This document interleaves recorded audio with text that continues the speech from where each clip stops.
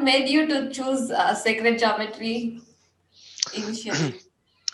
I I didn't choose sacred geometry. It chose me.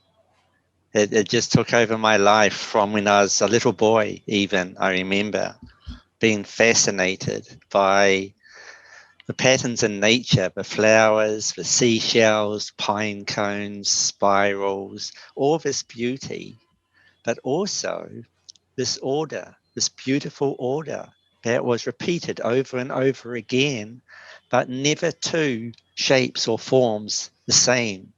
Like the snowflakes, no two snowflakes are the same, yet there's an endless number of them.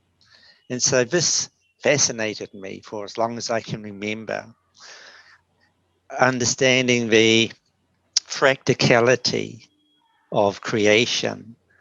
And we live in a holographic universe where the whole is represented in the part. The part reflects the whole, is what practicality is.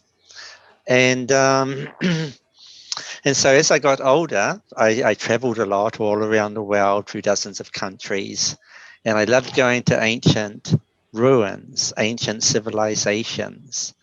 And I read as much as I could about them, especially about their mystery schools and schools of initiation, but also was fascinated with the architecture and the precision and beauty and durability of them, and how they, when I learned that they were more than just buildings, they were also observatories, and different ones around the world were facing different star constellations and had a special connection to a star constellation.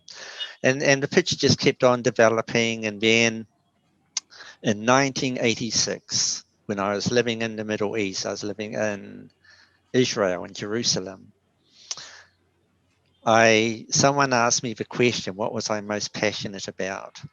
And I said, well, it's easy, sacred geometry, of course.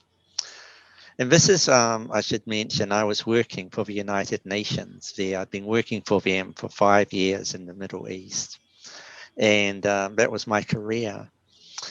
And I joined them so I could get into the Middle East and visit all the ancient sites and the pyramids and temples and all of that. So anyway, the question, what's stopping me from pursuing my passion, sacred geometry, full time? And I thought about it, and I realized nothing was stopping me.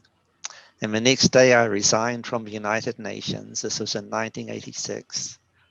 And since that time, I've dedicated just about every day of my life to sacred geometry, to exploring sacred geometry, understanding it, experiencing it, and most importantly, sharing it.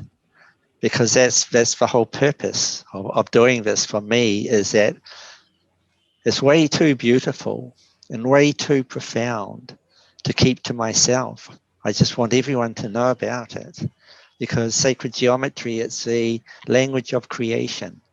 It's universal, and it's in us, and it's all around us, and we are connected by sacred geometry. You and I are connected to an oak tree and to a seashell through proportional similarity. And what that means is that it's the geometry. We have the same geometric relationships in us, the ratios and proportions that are found in music, that are found in star constellations and galaxies and atoms and molecules and everything. In fact, everything in nature contains these geometries, and that's what unites us all.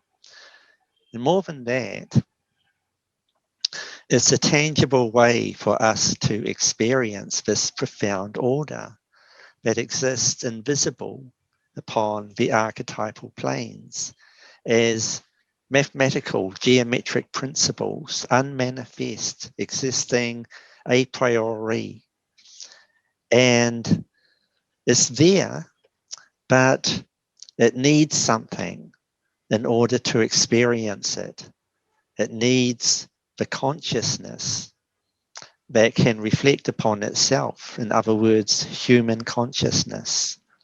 Because otherwise it's just existing there in a state of potential as these mathematic and geometric principles. So they need to be activated.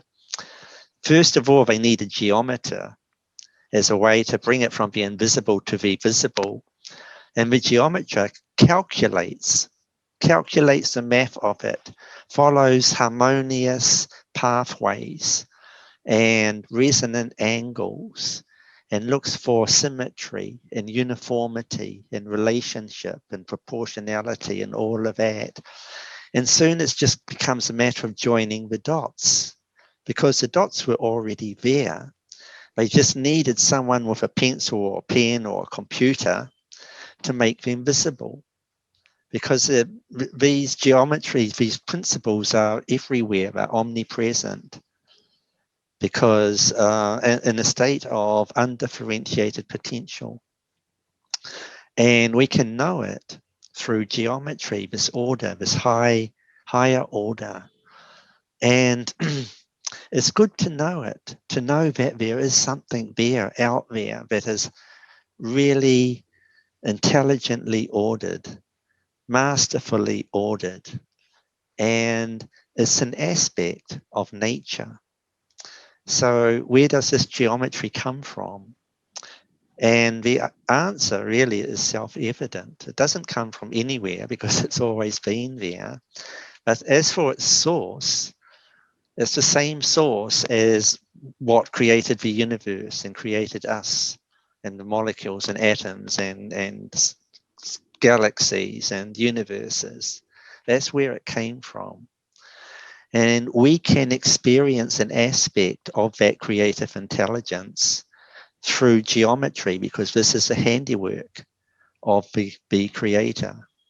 The creator is the master geometer. And so I've spent many years now just exploring the geometric archetypal planes. And my favorite one, of course, is the golden ratio. But there's other principles as well, like the square root of 2, the ratio of 1 to 1.414, and the square root of 3, the ratio to 1 to 1.1732. But then there's the golden ratio, which is 1 to 1.618. And you'll see when I switch over to my shared screen, just what I'm talking about.